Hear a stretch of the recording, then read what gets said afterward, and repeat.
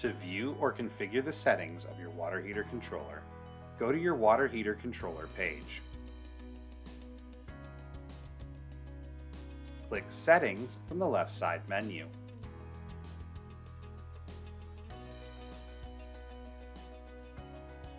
On the Settings tab, you can configure the safety minimum low temperature set point.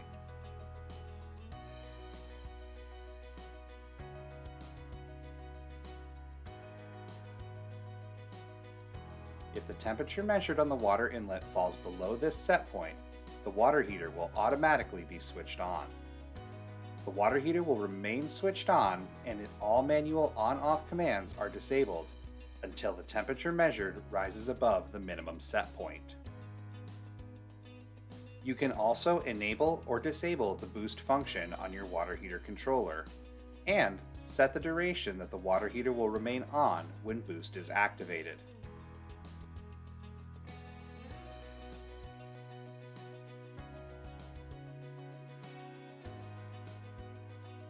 Schedules will not execute when the boost is in progress.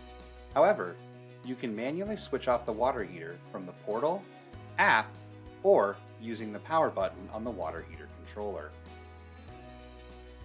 On the Device Info tab, you can view information such as your water heater controller's MAC address, serial number, firmware version, and others which are read-only and cannot be changed. You can rename your water heater controller here.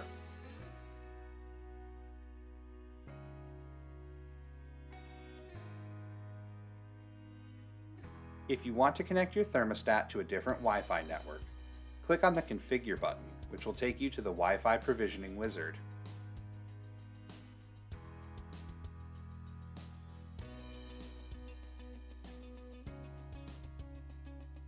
You can also select your location's time zone, or check Use General Settings to use the time zone selected on your account's general settings.